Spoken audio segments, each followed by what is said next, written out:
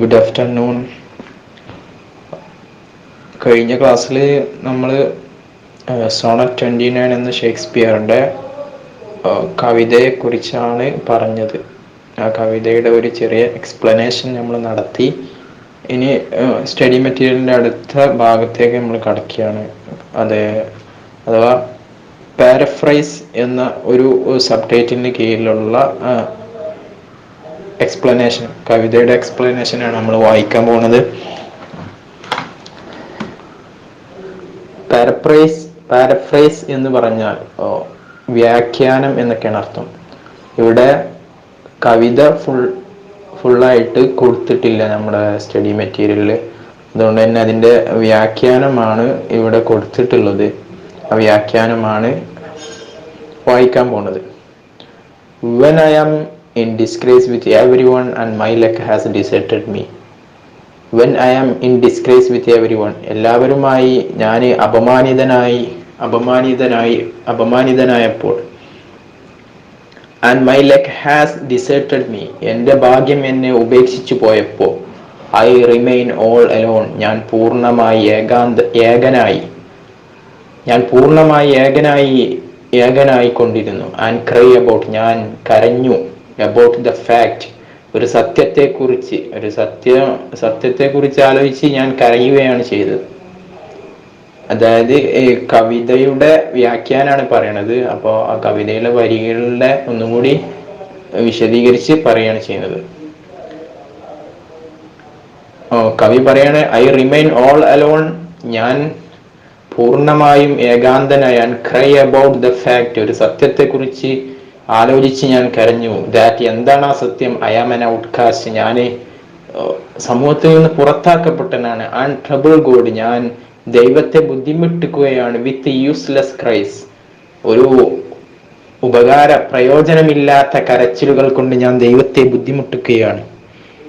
ആ ക്രൈസ് എങ്ങനത്തെ കരച്ചിലുകളാണ് അത്? Which fall on his deaf ears, ആ കരച്ചിലുകൾ ദൈവത്തിന്റെ ബധിരമായ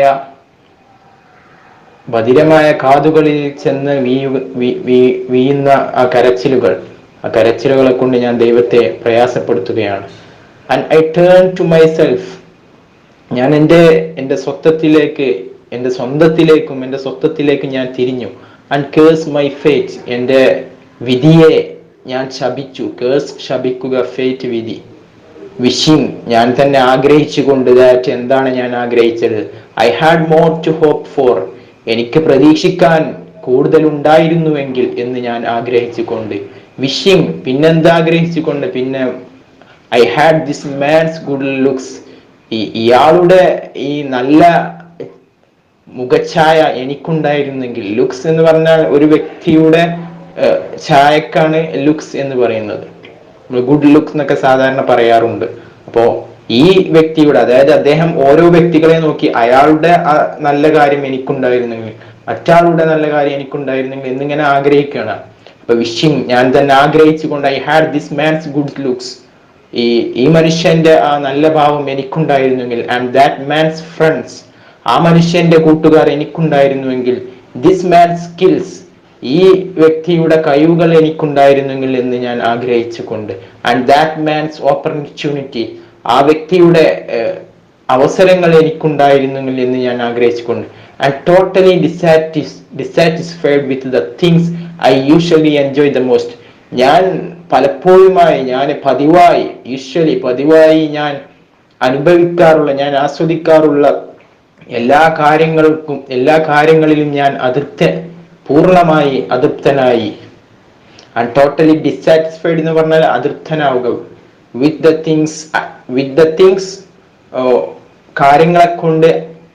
എങ്ങനത്തെ കാര്യമാണ്? I usually enjoy the most, ഞാൻ വളരെ നന്നായി പതിവായി ആസ്വദിച്ചിരുന്ന കാര്യങ്ങളൊക്കെ എനിക്ക് തൃപ്തിയില്ലാത്തതായി പൂർണ്ണമായി മാറി എന്നാണ് പറയുന്നത്. എന്നിട്ടും as I am thinking these thoughts, ഞാൻ ഈ ചിന്തകൾ, അതായത് ഞാൻ ഈ സ്ഥാനഭ്രഷ്ടനാണ്, സമൂഹത്തിൽ നിന്ന് പുറത്താക്കപ്പെട്ടവനാണ്, ഞാൻ നിരാശനാണ് എന്നൊക്കെ ഇങ്ങനെ പറയുന്നു. അതാണ് ദീസ് തോട്ട്സ്. എന്നിട്ടും as I am thinking these thoughts, ഞാൻ ഈ ചിന്തകളെല്ലാം ചിന്തകളെയെല്ലാം ചിന്തിച്ചു കൊണ്ടിരിക്കുമ്പോൾ ആൾമോസ്റ്റ് ഹേറ്റിംഗ് മൈസെൽഫ്, ഞാൻ എന്നെ തന്നെ ഏറെക്കുറെ വെറുത്തുകൊണ്ടിരിക്കുമ്പോൾ, ആ വെറുത്തുകൊണ്ടിരിക്കുന്ന സമയത്ത് ഐ ഹാപ്പൻ ടു തിങ്ക്, ഞാൻ ചിന്തിക്കാൻ ഇടയായി. ഹാപ്പൻ ടു എന്ന് പറയും, that is A usage, that is usage used in English language. It means happen to. We use happen to. After to we use verb.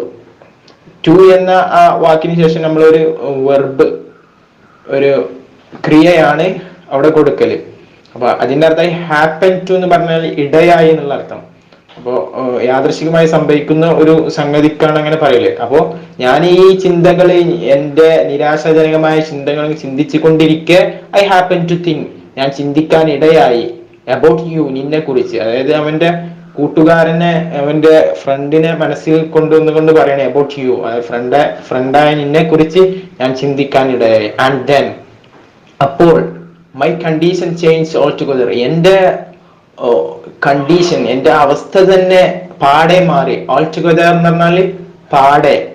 അപ്പോ എന്റെ കണ്ടീഷൻ തന്നെ, നിന്നെ കുറിച്ച് ആലോചിച്ചപ്പോ എന്റെ കണ്ടീഷൻ തന്നെ മാറി.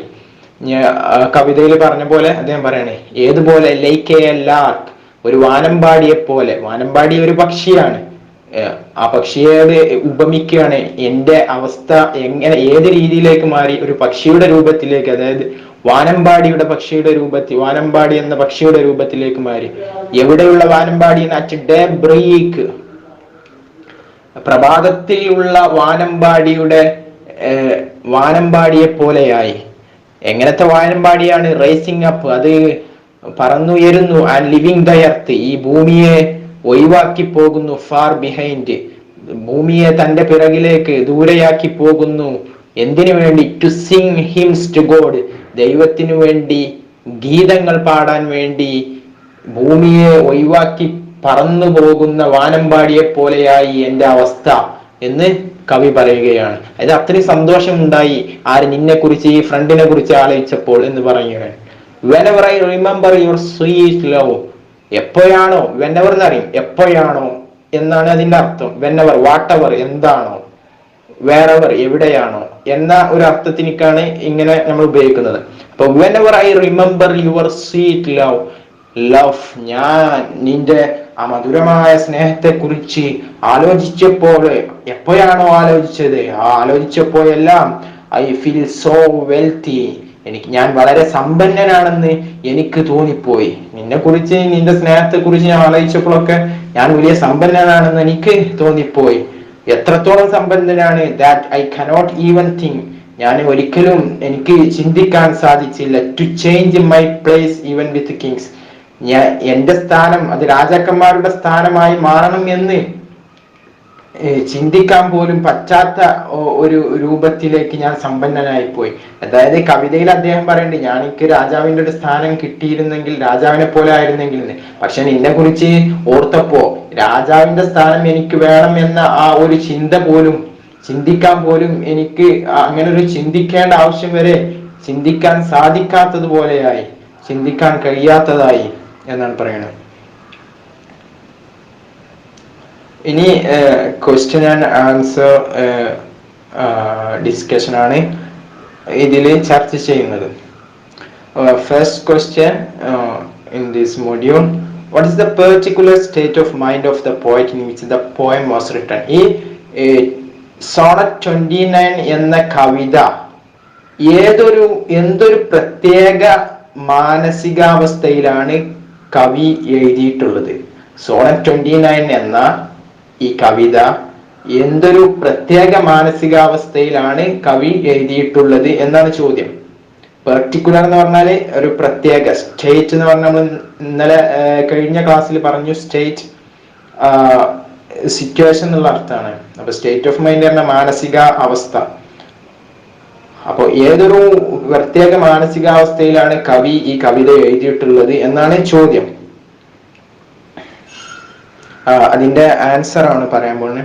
An examination of Shakespeare's life around the time he wrote Sonnet 29.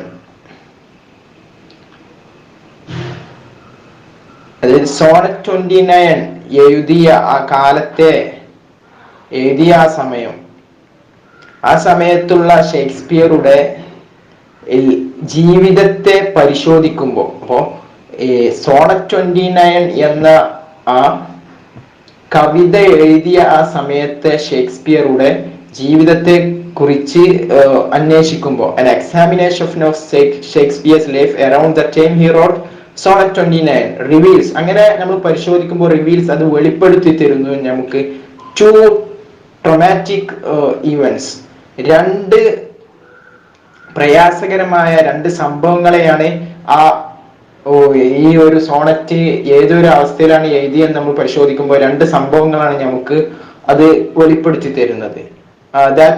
that may have, ഈ രണ്ട് സംഭവങ്ങൾ that may have shaped the theme of the sonnet, ഈ രണ്ട് സംഭവങ്ങളായേക്കാം, may have ഒരു പക്ഷെ ആയേക്കാം, shaped the theme of the sonnet, ഈ ഒരു സോണറ്റ് എന്ന കവിതയുടെ തീം, പ്രമേയത്തെ രൂപപ്പെടുത്തിയത് ഒരു പക്ഷേ ഈ രണ്ട് സംഭവങ്ങളായേക്കാം. ഈ രണ്ട് സംഭവങ്ങൾ ഉണ്ടായത് കൊണ്ടാകാം ഷേക്സ്പിയർ ഈ ഒരു കവിത എഴുതാൻ കാരണമായത് എന്നാണ് പറയുന്നത്. In 1592, 1592 the London theatres closed due to a severe outbreak of plague.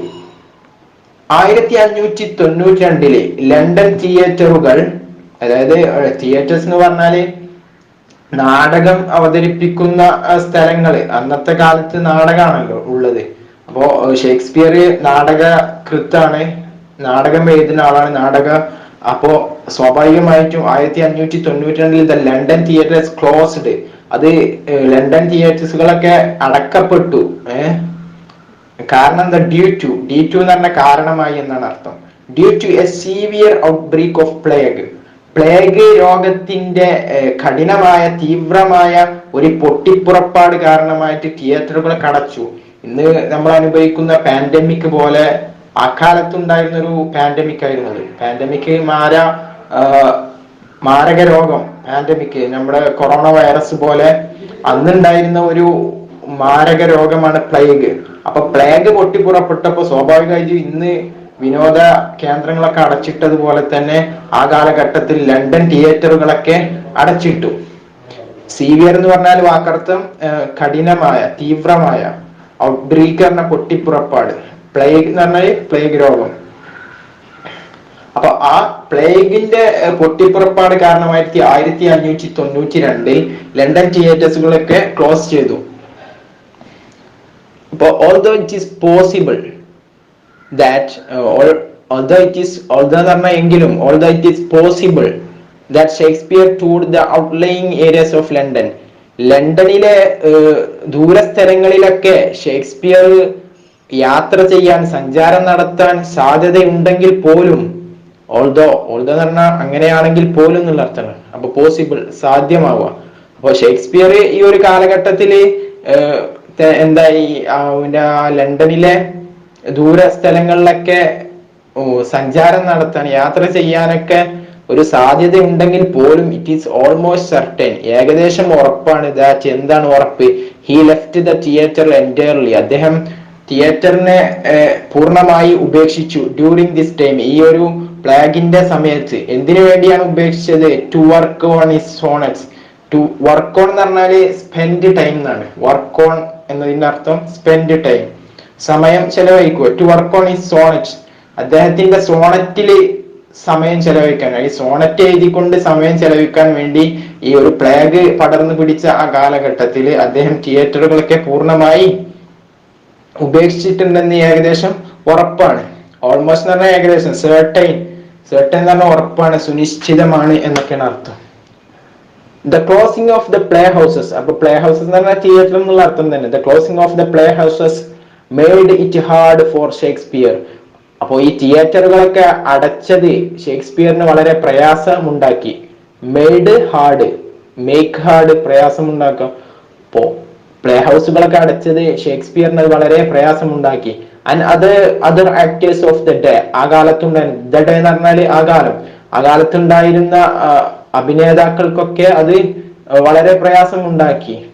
To earn A living, ഒരു ഉപജീവന മാർഗം, ഏൺ എന്ന് പറഞ്ഞാൽ സമ്പാദിക്കുക എന്നൊക്കെയാണ്. അപ്പൊ ഉപജീവന മാർഗം സമ്പാദിക്കാൻ വളരെ പ്രയാസമായി തീർത്തു ഈ പ്ലേ ഹൗസ് ഒക്കെ അടച്ചപ്പോ. With plague and poverty looming, with plague and poverty looming, ഈ ശക്തമായ ലൂമിങ് എന്ന് പറഞ്ഞ പ്രകടമായ, അപ്പോ ശക്തമായി സംഭവിച്ച ദാരിദ്ര്യം, പ്ലേഗും ആൻഡ് പോവർട്ടി ലൂമിങ്. ലൂമിങ് എന്നൊക്കെ പറഞ്ഞാല് ഇനി സംഭവിക്കാൻ പ്രതീക്ഷിക്കുന്ന, അതായത് സംഭവിക്കാൻ ഇടയാവുന്ന. അപ്പോ പ്ലേഗ് കൊണ്ടും സംഭവിക്കാൻ ഇടയാവുന്ന ദാരിദ്ര്യം കൊണ്ടെല്ലാം ഇറ്റ് ഈസ് എക്സ്പെക്റ്റഡ്, ഇത് പ്രതീക്ഷിക്കുന്നു, that he would feel in disgrace with, it is expected, ഇത് പ്രതീക്ഷിക്കപ്പെടുന്നു, ദാറ്റ് എന്ത് ഷേക്സ്പിയർ he would feel, അദ്ദേഹത്തിന് അനുഭവിച്ചിട്ടുണ്ടാകും ഇൻ ഡിസ്ഗ്രേസ് വിത്ത് ഫോർച്യൂൺ, ഭാഗ്യവുമായി അദ്ദേഹം അപമാനിതനായിട്ടുണ്ടെന്ന്, അദ്ദേഹം അപമാനിതം നേരിട്ടതായി അദ്ദേഹത്തിന് അനുഭവം ഉണ്ടായിട്ടുണ്ടാകും ഈ പ്ലേഗും പോവർട്ടിയെല്ലാം കാരണമായിട്ട്.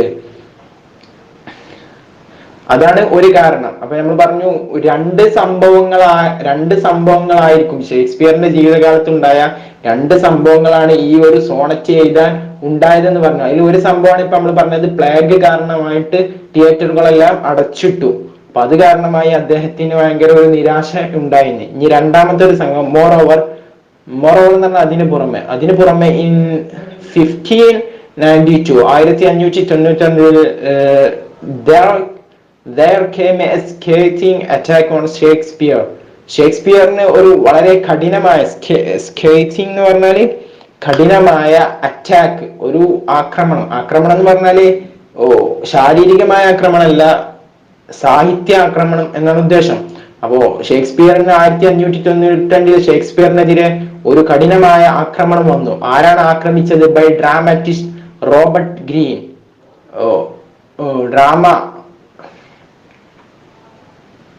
നാടകകൃത്തായ റോബർട്ട് ഗ്രീന്റെ ഭാഗത്തു നിന്നാണ് അറ്റാക്ക് ഉണ്ടായത്. ഒരു സാഹിത്യമായ അറ്റാക്കാണ് ഉണ്ടായത്. റോബർട്ട് ഗ്രീൻ എന്തായി? Want 3 of his fellow playwrights, തന്റെ സഹ നാടകകൃത്തുക്കളായ മൂന്നാളുകൾക്ക് മുന്നറിയിപ്പ് നൽകി. ദാറ്റ് എന്താ മുന്നറിയിപ്പ് നൽകിയത്? വാൺ എന്ന് പറഞ്ഞാല് ഹൂ എന്നുള്ളതിനോട് സ്പേസ് മിസ്സായിട്ടുണ്ട്, അവിടെ സ്പേസ് ഇട്ട് വായിക്കണം. അപ്പൊ ഹൂ വാണ്ട്, റോബർട്ട് ഗ്രീൻ മുന്നറിയിപ്പ് നൽകി 3 of his fellow playwrights, തന്റെ ഫെല്ലോ എന്ന് പറഞ്ഞ സഹപാഠി അല്ലെ സഹപ്രവർത്തകൻ എന്നൊക്കെ ഉള്ള അർത്ഥത്തിൽ, അതായത് നമ്മുടെ ഒപ്പം ഉള്ള ആള്, കൂട്ടുകാരൻ എന്ന അർത്ഥമൊക്കെ വെക്കാം. അപ്പൊ തന്റെ കൂട്ടുകാരായ പ്ലേറൈറ്റ്സ് നാടകകൃത്തുകളോട് ഈ റോബർട്ട് ഗ്രീന് വാൺ ചെയ്തു, മുന്നറിയിപ്പ് നൽകി. ദാറ്റ് എന്താണ് മുന്നറിയിപ്പ് നൽകിയത്? There is an abstract crow beautified with our feathers supposes it as well able to bombast out a blank verse.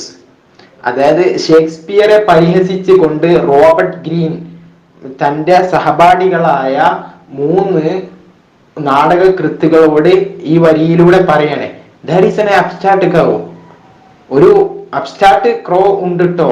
അതായത് അബ്സ്ട്രാക്ട് ക്രോ എന്ന് പറയുന്നത് ഷേക്സ്പിയറിനെ കളിയാക്കിക്കൊണ്ട് പറയാണ്.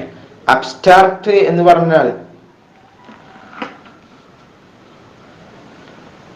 ഈ ഒരു കാര്യത്തിലേക്ക് പുതിയതായി ഇറങ്ങിയാൽ, എന്നാൽ അദ്ദേഹത്തിന് ഒരു വിവരവും ഇല്ല, അതിനാണ് അബ്സ്ട്രാക്ട് എന്ന് പറയാം. അബ്സ്ട്രാക്ട് എന്ന പദം ആ ഒരു ഇതിലാണ് ഉപയോഗിക്കാറുള്ളത്. ഏതൊരു കാര്യത്തിന്റെയും പുതിയ ഒരു കാര്യത്തിലേക്ക് ഇറങ്ങുകയും എന്നാൽ പഴയ ആളുകളെ പോലെ, നല്ല എക്സ്പീരിയൻസ് ആയ ആളുകളെക്കാൾ തനിക്ക് എക്സ്പീരിയൻസ് ഉണ്ട് എന്ന് അറിയിക്കുന്ന രീതിയിൽ പ്രകടനപരത നടത്തുന്ന ആളുകളെ കുറിച്ചാണ് അബ്സ്ട്രാക്ട് എന്ന് ഉപയോഗിക്കുന്നത്. അപ്പോ ഇവിടെ ഷേക്സ്പിയറിനെ കുറിച്ച് അബ്സ്ട്രാക്ട് ക്രൗ എന്ന് പറയാണ്. ക്രൗ എന്ന് പറഞ്ഞാല് എല്ലാവർക്കും അറിയാം, ക്രോ നമ്മൾ പറയാനുള്ള കാക്ക, പക്ഷിയാണ്. അപ്പൊ ആ പക്ഷിയെ കുറിച്ചാണ് പക്ഷിയോട് ഉപമിക്കുകയാണ്. അപ്പൊ അബ്സ്ട്രാക്ട് ക്രോ എന്ന് പറഞ്ഞുകൊണ്ട് ഷേക്സ്പിയറിനെ കളിയാക്കി പറയാണ്. അതായത് ഞാൻ പറഞ്ഞല്ലോ, ഇങ്ങനെ ഒരു അവസ്ഥയുള്ള ആളുകളെ കുറിച്ചാണ് പറയുന്നത്. ഇപ്പൊ ഏതൊരു ജോലിക്കാണെങ്കിലും ആ ജോലിയിൽ കയറിയ പുതിയ ആളാണ്, പക്ഷെ പഴയ ആളുകളെ പോലെ, എക്സ്പീരിയൻസ് ആയ ആളുകളെ പോലെ എല്ലാ കാര്യത്തിലും ഇടപെട്ട് ഒരു പ്രവർത്തിക്കുന്ന ആള്, എന്നാൽ അദ്ദേഹത്തിനൊന്നും അറിയില്ല. അപ്പൊ അങ്ങനെ ഒരു പരിചയ സമ്പത്തില്ലാത്ത ഒരു പുതിയ ഒരു കാക്കയാണ് ഷേക്സ്പിയർ എന്ന് പറയുകയാണ്. അദ്ദേഹത്തിന് ഒരു കഴിവുമില്ല എന്ന അർത്ഥത്തിൽ പറഞ്ഞുകൊണ്ട്. ബ്യൂട്ടിഫൈഡ്, ആ എങ്ങനത്തെ കാക്കയാണ് ബ്യൂട്ടിഫൈഡ്, ആ കാക്കക്ക് ഭംഗി നൽകപ്പെട്ടിരിക്കുന്നു വിത്ത് അവർ ഫെദേഴ്സ്, നമ്മുടെ ചിറക് കൊണ്ടാണ് ആ കാക്കക്ക് ഭംഗി നൽകപ്പെട്ടത്, അങ്ങനത്തെ കാക്കയാണ് അത്. സപ്പോസസ്, ആ കാക്ക ചിന്തിക്കുന്നത് എന്താണ്, അവൻ സങ്കല്പിക്കുന്നത് എന്താ, he is as well able to bombast out a blank verse. ഒരു ബ്ലാങ്ക് വേസ് എന്ന് പറഞ്ഞ ഒരു കവിതയുടെ വരിനെ കുറിച്ചാണ് ബ്ലാങ്ക് വേസ് എന്ന് പറയുന്നത്. അതായത്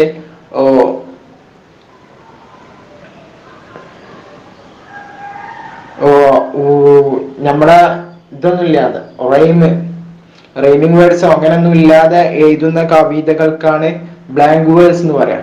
അപ്പോ ബോംബാസ്റ്റ് എന്ന് പറഞ്ഞാൽ ഈ വാക്ക് പ്രയോഗം നടത്തുക, വളരെ വലിയ വാക്ക് പ്രയോഗം നടത്തുന്നതിനാണ് ബോംബാസ്റ്റ് എന്ന് പറയാ. അപ്പോ ഈ റോബർട്ട് ഗ്രീൻ ഈ വരിയിലൂടെ പറയാണ്, ഈ നമ്മുടെ ഷേക്സ്പിയറെ കുറിച്ച് കളിയാക്കി പറയാണ്, ആ ഷേക്സ്പിയർ അബ്സ്ട്രാക്ട് ക്രൗ ആണ്. എങ്ങനത്തെ അബ്സ്ട്രാക്ട് ക്രൗ, നമ്മുടെ തൂവൽ, നമ്മുടെ ഫെദേഴ്സ് എന്ന് പറഞ്ഞാൽ തൂവൽ, അപ്പൊ തൂവലുകൾ കൊണ്ട് ഭംഗി ഉണ്ടാക്കിയ ക്രൗ. ആ ക്രൗ സപ്പോസസ്, ആ ക്രോ എന്നാണ് പ്രൊണൗൺസിയേഷൻ. അപ്പൊ സപ്പോസസ് ക്രോ എന്നാണ് ഉച്ചാരണം. അപ്പോ ആ കാക്ക സപ്പോസസ് ചിന്തിക്കുകയാണ്, he is as well able to bombast out a blank verse. ഒരു ബ്ലാങ്ക് വേഴ്സ് എന്ന് പറഞ്ഞാൽ ഞാൻ പറഞ്ഞു, റൈമിംഗ് വേർഡ്സ് ഇല്ലാതെ ഉണ്ടാക്കുന്ന കവിതകൾക്കാണ് ബ്ലാങ്ക് വേഴ്സ് പറയുന്നത്. അപ്പൊ എനിക്ക് ബ്ലാങ്ക് വേഴ്സ് ഉണ്ടാക്കാൻ നല്ല പദങ്ങൾ, ബോംബാസ്റ്റ് പറഞ്ഞാൽ നല്ല പദങ്ങൾ ഉപയോഗിച്ച് നിർമ്മിക്കുക, നല്ല പദങ്ങൾ ഉപയോഗിച്ച് ഒരു ബ്ലാങ്ക് വേഴ്സ് ഉണ്ടാക്കാൻ അറിയുമെന്നാണ് ആ കാക്ക ചിന്തിക്കുന്നത് എന്ന് കളിയാക്കിക്കൊണ്ട് റോബർട്ട് ഗ്രീന് പറയുകയുണ്ടായി. ഡ്രാമറ്റിസ്റ്റായ നാടകകൃത്തായ റോബർട്ട് ഗ്രീന് പറയുകയുണ്ടായി. അപ്പൊ ഈ ഒരു സംഭവം, ഈ ഒരു അറ്റാക്ക്, ഒരു സാഹിത്യപരമായ ഒരു അറ്റാക്ക് ഷേക്സ്പിയറിന് 1592 നേരിടേണ്ടി വന്നു. ഇതാണ് രണ്ടാമത്തെ സംഭവം. ഷേക്സ്പിയർ സോണറ്റ് 29 എന്ന കവിത എഴുതാനുള്ള കാരണങ്ങളിൽ രണ്ടാമത്തെ ഒരു കാരണമായി സങ്കല്പിക്കപ്പെടുന്നത് ഈ ഒരു അറ്റാക്കാണ്. വൺ ക്യാൻ ഓൺലി ഇമാജിൻ, ഒരാൾക്ക് ആലോചിക്കാൻ മാത്രമേ ഉള്ളൂ, വാട്ട് ഗ്രീഫ്, എന്തൊരു ദുഃഖമാണ്, ദിസ് അസോൾട്ട് എന്ന് പറഞ്ഞ ആക്രമണം തന്നെ, അറ്റാക്ക് എന്ന അർത്ഥം തന്നെ. This assault must have cursed Shakespeare, ഈ ഒരു ആക്രമണം എന്തൊരു ദുഃഖം ഷേക്സ്പിയറിന് ഉണ്ടാക്കിയിട്ടുണ്ടാകുമെന്ന് ഒരാൾക്ക് ചിന്തിക്കാൻ മാത്രമേ ഉള്ളൂ. വൺ ക്യാൻ ഓൺലി ഇമാജിൻ, സങ്കല്പിക്കാൻ മാത്രമേ ഉള്ളൂ. വാട്ട് ഗ്രീഫ്, എന്തൊരു ദുഃഖമാണ്, ദിസ് അസോൾട്ട്, ഈ ഒരു ആക്രമണം, മസ്റ്റ് ഹാവ്, എന്തായാലും കോസ്ഡ്, കാരണമാക്കിയിട്ടുണ്ടാവും, ദുഃഖത്തിന് കാരണമാക്കിയിട്ടുണ്ടാവും ഷേക്സ്പിയറിന്റെ ദുഃഖത്തിന് കാരണമാക്കിയിട്ടുണ്ടാകും എന്നത് ഒരാൾക്ക് ചിന്തിക്കാൻ മാത്രമുള്ളൂ. ദിസ് അസോൾട്ട് അവിടെ ഹൈഫൺ ഇട്ടിട്ട് ദിസ് ഡെത്ത് ബെഡ് അസോൾട്ട് എഴുതിയിരിക്കുന്നത്, അത് ഈ ഒരു മരണശയ്യയിൽ കിടക്കുന്ന ആക്രമണം എന്നൊരു അർത്ഥത്തിൽ. അത് ആ റോബർട്ട് ഗ്രീന്റെ ആ ഒരു സാഹിത്യമായ ആക്രമണത്തെ അങ്ങനെ ഒന്ന് വിശേഷിപ്പിച്ചു എന്നുള്ളൂ. ഓൾ ഈസ് നോട്ട് ലോസ്റ്റ്, എല്ലതൊന്നും നഷ്ടപ്പെട്ടിട്ടില്ല, എല്ലാം നഷ്ടപ്പെട്ടിട്ടില്ല. ഹൗവർ, എങ്ങനെയായിരുന്നാലും ഇപ്പൊ ഇങ്ങനൊക്കെ ഒരു ആക്രമണങ്ങളും ഒക്കെ ഉണ്ടായാലും ഒന്നും നഷ്ടപ്പെട്ടിട്ടില്ല. കാരണം ദ സോണറ്റ് എൻഡ്സ്, നമ്മുടെ ഈ കവിത സോണറ്റ് 29 എൻഡ്സ്, അത് അവസാനിക്കുന്നത് വിത്ത് എ പോസിറ്റീവ് അഫർമേഷൻ, ഒരു നല്ല അഫർമേഷൻ, ഉറപ്പോടുകൂടെയാണ്, നല്ലൊരു ഉറപ്പിച്ച് പറയലോട് കൂടെയാണ്. എന്താണ് ഉറപ്പിച്ച് പറയുന്നത്? അഫർമേഷൻ എന്ന് പറഞ്ഞാൽ ഉറപ്പിച്ച് പറയുക. ദാറ്റ് എന്താണ് ഉറപ്പിച്ച് പറയുന്നത്? The poet can combat his anguish, ഈ കവിയായ ഷേക്സ്പിയറിന് ക്യാൻ കോംബാറ്റ്, അദ്ദേഹത്തിന് എതിരിടാൻ പറ്റും, പോരാടാൻ പറ്റും, ഹിസ് ആംഗിഷ്, അദ്ദേഹത്തിന്റെ മാനസികമായ അസ്വസ്ഥതയോട് അദ്ദേഹത്തിന് പോരാടാൻ പറ്റും. With the sweet love of his dear friend, അദ്ദേഹത്തിന്റെ പ്രിയപ്പെട്ട കൂട്ടുകാരന്റെ മധുരമായ സ്നേഹം കൊണ്ട് ഈ മാനസിക വേദനയെ നേരിടാൻ ഈ പോയറ്റിന്, കവിക്ക് പറ്റുമെന്ന് ഈ കവിതയുടെ അവസാനം ഉറപ്പിച്ച് പറയുന്നത് കൊണ്ട് തന്നെ അദ്ദേഹത്തിന് ഒന്നും നഷ്ടപ്പെട്ടിട്ടില്ല എന്നാണ് ഇതില് പറയുന്നത്. അപ്പോ ഈ ക്വസ്റ്റ്യന്റെ ആൻസറായി വന്നത്, ഈ ക്വസ്റ്റ്യൻ വന്നത് ഏതൊരു സിറ്റുവേഷനിലാണ് സോണറ്റ് 29 എഴുതി എന്നതാണ്. അതിനുത്തരം പറഞ്ഞു, രണ്ട് സംഭവങ്ങളായേക്കാം ഇങ്ങനെ ഒരു സോണറ്റ് എഴുതാനുണ്ടായ കാരണം. അതിൽ ഒന്നാമത്തെ സംഭവം തിയേറ്ററുകൾ പ്ലേഗ് കാരണമായി അടച്ചത് കൊണ്ട് ജീവിക്കാൻ ഒരു മാർഗമില്ലാത്തൊരവസ്ഥയായി. പിന്നെ രണ്ടാമത്തത് ഈ ഒരു അറ്റാക്കും. ഈ അതിന്റെ അടുത്ത subtitle sonnet 29 the facts, അതായത് സോണറ്റ് 29ലുള്ള വസ്തുതകൾ, ദ ഫാക്ട്സ് എന്ന വസ്തുതകൾ, അതിലുള്ള കാര്യങ്ങളാണ് പറയുന്നത്. ആ സോണറ്റിനെ കുറിച്ചുള്ള ഒരു ചെറിയ അതിൽ അടങ്ങിയിട്ടുള്ള സംഭവങ്ങളാണ് പറയുന്നത്. ദ ഫാക്ട്സ് എന്ന് പറഞ്ഞാല് സംഭവങ്ങൾ, വസ്തുതകൾ എന്നൊക്കെയാണ്. സീക്വൻസ് പറഞ്ഞാൽ ഇതൊരു പരമ്പരയാണ്. ഈ സോണറ്റ് 29, അതായത് അതിന്റെ വിശദീകരണം കൊടുക്കണം. Sonnet 29 is a part of the fair youth sonnets. Fair youth sonnets എന്ന ഒരു സോണറ്റുകളുടെ ഒരു കൂട്ടമുണ്ട്. അപ്പൊ അതിലെ ഒരു ഭാഗമാണ് സോണറ്റ് 29 എന്നാണ് പറയുന്നത്. അപ്പൊ സീക്വൻസ് എന്ന, അപ്പൊ ഫയർ യൂത്ത് സോണറ്റ്സ് എന്ന ഒരു വലിയ സോണറ്റുകളുടെ കൂട്ടത്തിന്റെ ഒരു ശ്രേണി, ഒരു ഭാഗമായിട്ട്, അതിന്റെ ഒരു പരമ്പരയുടെ ഒരു ഭാഗമായിട്ടാണ് ഈ സോണറ്റ് 29 ഉള്ളത്. കീ തീംസ്, പ്രധാനമായ പ്രമേയങ്ങൾ, തീംസ്, കവിതയിലെ പ്രധാന പ്രമേയങ്ങൾ. അത് സെൽഫ് പിറ്റി, സ്വന്തത്തോട് അലിവ് തോന്നുന്ന, സെൽഫ് ഹേറ്റഡ്, സ്വന്തത്തോട് വെറുപ്പ്. പിന്നെ ലവ്, സ്നേഹം, ഓവർകമ്മിങ് ഫീലിംഗ് ഓഫ് സെൽഫ് ഡിപ്രക്കേഷൻ, സ്വയം മാനസിക വിഷാദത്തെ, സ്വന്തമായ നൈരാശ്യത്തെ മറികടക്കുന്ന, സ്വന്തമായ നൈരാശ്യത്തിന്റെ തോന്നലുകളെ മറികടക്കുന്ന സ്നേഹം, ലവ്, സ്നേഹം, ഓവർകമ്മിങ്, മറികടക്കുന്ന, ഫീലിംഗ്സ് ഓഫ് സെൽഫ് ഡിപ്രക്കേഷൻ, സ്വന്തമായ നൈരാശ്യത്തിന്റെ, സെൽഫ് ഡിപ്രക്കേഷൻ എന്നൊക്കെ ആത്മനൈരാശ്യം, ആത്മനൈരാശ്യത്തിന്റെ അനുഭവങ്ങളെ മറികടക്കുന്ന, അതിന്റെ തോന്നലുകളെ മറികടക്കുന്ന ലവ്, സ്നേഹം. ഇതാണ് ഈ self pity, self hated, love, overcoming feelings of self deprecation. ഈ മൂന്ന് സംഭവമാണ് പ്രധാനപ്പെട്ട കവിതയുടെ തീമുകൾ. എക്സാമിനൊക്കെ ഇത് ശരിക്കും നമ്മൾ മനസ്സിലാക്കി വെച്ചാൽ, ഇതേ ഒരു പദങ്ങൾ മനസ്സിൽ ബൈഹാർട്ടാക്കി വെച്ചാൽ വളരെ യൂസ്ഫുൾ ആകും, വളരെ എഫക്റ്റീവ് ആവും നമ്മളെ എഴുത്തിനൊക്കെ. അപ്പോ സ്റ്റൈൽ, ഇനി കവിതയുടെ style. Sonnet 29 is written in iambic pentameter and follows the traditional sonnet form. അപ്പോ ഈ കവിതയുടെ രീതി എന്താണ്, സ്റ്റൈല്, അതാ പറഞ്ഞത്. Sonnet 29 is written in iambic pentameter. Iambic പെന്റാമീറ്ററിലാണ് ഇത് എഴുതിയിട്ടുള്ളത്. അയാംബിക് പെന്റാമീറ്റർ എന്ന് പറഞ്ഞാൽ നമ്മുടെ ഏത് ഭാഷയിലുള്ള കവിതക്കും അതിന്റെ താളക്രമം ഉണ്ടാവും. ഇപ്പൊ ഇംഗ്ലീഷിലെ കവിതയിലെ ഒരു താളക്രമത്തിന്റെ പേരാണ് അയാംബിക് പെന്റാമീറ്റർ. അത് വളരെ വിശാലമായിട്ട് അതിനെ കുറിച്ച് പറയാനുണ്ട്. അപ്പോ അതിൻ്റെതായ അയാംബിക് പെന്റാമീറ്റർ എന്താണെന്ന് അതിൻ്റെതായ കവിതയെ ഡീറ്റെയിൽ ആയി പഠിക്കുന്ന വിഷയങ്ങളിൽ വിശദമായിട്ട് പഠിക്കും. അപ്പൊ അയാംബിക് പെന്റാമീറ്റർ എന്ന അത് ഇത്ര മനസ്സിലാക്കിയാൽ മതി, ഒരു കവിതയുടെ ഒരു റിതമാണ് അയാംബിക് പെന്റാമീറ്റർ. ആ ഒരു അയാംബിക് പെന്റാമീറ്ററിലാണ് ഈ സോണറ്റ് 29 എഴുതിയിട്ടുള്ളത് എന്ന് മനസ്സിലാക്കുക. ആൻഡ് ഫോളോസ്, ഈ സോണറ്റ് 29 പിന്തുടർന്നിട്ടുള്ളത് ദ ട്രഡീഷണൽ സോണറ്റ് ഫോം, ഒരു പരമ്പരാഗതമായ ഒരു സോണറ്റിന്റെ രീതിയാണ് പിന്തുടർന്നിട്ടുള്ളത്. റെയിം സ്കീം, ഇതിലെ പ്രാസം, റെയിം സ്കീം എന്ന് പറഞ്ഞാല് പ്രാസം, നമ്മുടെ കവിതയിലെ പ്രാസം എന്നൊക്കെ പറയാലോ മലയാളത്തിൽ. ഇവിടെ A B C D E F G G ഇങ്ങനെയാണ്. അതായത് റെയിം സ്കീം എന്ന് പറഞ്ഞാല് നമ്മുടെ ഓരോ വരിയുടെയും അവസാനത്തെ സൗണ്ട്സ്, നമ്മളെ ഉച്ചാരണങ്ങൾ ഒരുപോലെ വരിക, ഒരുപോലത്തെ ഉച്ചാരണങ്ങളാവുക. അപ്പൊ ഫസ്റ്റത്തെ വരിയും മൂന്നാമത്തെ വരിയും ഒരേ ഉച്ചാരണമാവും. അതുകൊണ്ടാണ് എ ബി കഴിഞ്ഞിട്ട് പിന്നെ എ വന്നത്, പിന്നെ രണ്ടാമത്തെ വരിയുടെ അവസാനത്തെ പദത്തിന്റെ ഉച്ചാരണവും നാലാമത്തെ വരിയുടെ അവസാനത്തെ പദത്തിന്റെ ഉച്ചാരണവും ഒന്നായിരിക്കും. അതാണ് എ ബി എന്ന് വന്നത്. ഓക്കെ. പിന്നെ സി ഡി അതെ. പിന്നെ മൂന്നാമത്തെ ലൈനിലെ അവസാനത്തെ പദത്തിന്റെ ഉച്ചാരണവും ആറാമത്തെ ലൈനിന്റെ അവസാനത്തെ പദത്തിന്റെ ഉച്ചാരണവും ഒരുപോലെയായിരിക്കും. സോറി, മൂന്നാമത്തെ ലൈനല്ല, അഞ്ചാമത്തതിന്റെയും ഏഴാമത്തിന്റെയും പദത്തിന്റെ ലൈനിന്റെ അവസാനത്തെ പദത്തിന്റെ സൗണ്ട്സുകൾ ഒരുപോലെ ആയിരിക്കും. അതുകൊണ്ടാണ് സി എന്നത്. അങ്ങനെ ഓരോന്ന് ഇതിൽ കവിത ഇല്ലാത്തത് കൊണ്ട് അതിനെ കുറിച്ച് നമുക്ക് കൃത്യമായി മനസ്സിലാക്കാൻ കഴിയില്ല. ഏതായാലും കവിത നോക്കിയാൽ നമുക്ക് മനസ്സിലാക്കാൻ പറ്റുന്നതാണ് റെയിം സ്കീം.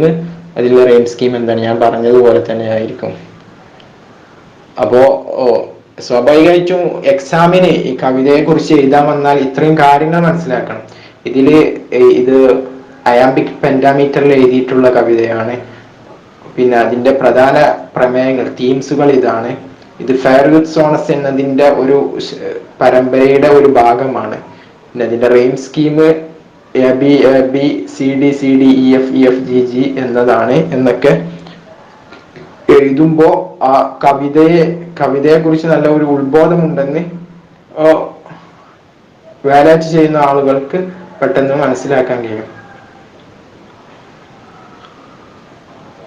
ഇന്നത്തെ ഈ ക്ലാസ് ഇവിടെ വൈൻഡപ്പ് ചെയ്യാം. ബാക്കി ക്വസ്റ്റ്യൻ ആൻസേഴ്സ് അടുത്ത ക്ലാസ്സിൽ ഡിസ്കസ് ചെയ്യാം.